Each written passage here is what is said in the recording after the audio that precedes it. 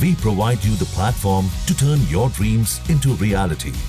Give wings to your aspirations with KR Mangalam University. देश में corona ने अपनी रफ्तार बढ़ा ली है। रोजाना कोरोना के एक्टिव केस में इजाफा देखा जा रहा है। देश में सक्रिय कोविड मामलों की संख्या 5,700 को पार कर गई है। फिलहाल देश में एक्टिव केस 5,755 हैं। वहीं पिछले 24 घंटे में 4 लोगों की जान चली गई है। पिछले 24 घंटे में 391 नए मामले सामने आए हैं। वहीं 760 लोग कोरोना से ठीक हुए हैं। देश में कोरोना से सबसे ज्यादा प्रभावित राज्य है केरल। इसके बाद गुजरात, पश्चिम बंगाल और दिल्ली का स्थान है। केरल में सबसे ज्यादा मामले दर्ज किए जा रहे हैं। कोरोना संक्रमण से सबसे ज्यादा प्रभावित राज्य केरल है, जहां एक दिन में 127 नए मामले दर्ज किए गए हैं और फिलहाल यहां एक्टिव केस 1,806 हैं।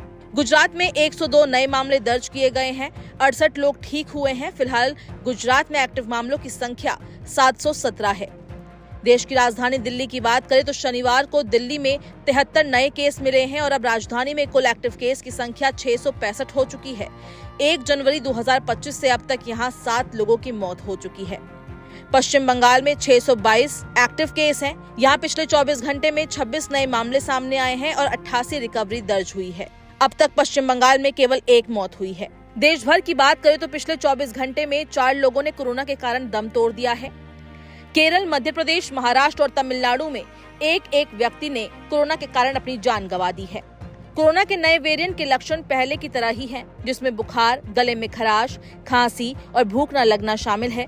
चिकित्सकों का कहना है कि ये लक्षण सामान्य फ्लू के जैसे ही हैं।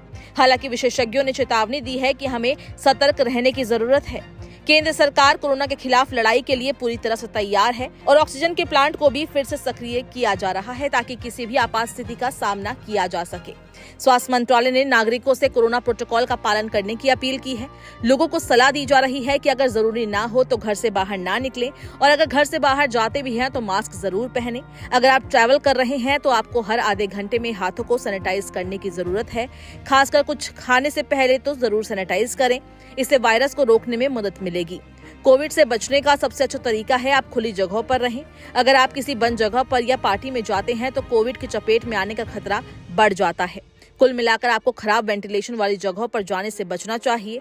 अगर आपको ट्रैवल करना बेहद जरूरी है तो कुछ जरूरी दवाएं अपने साथ रखें, खासकर तब जब आप लंबे सफर पर जा रहे हों। इसके लिए अपने डॉक्टर की सलाह जरूर लें। अगर आपको बुखार या खांसी, जुकाम जैसे कोई भी लक्षण कोरोना के लगते हैं तो डॉक्टर से अवश्य संपर्क करें।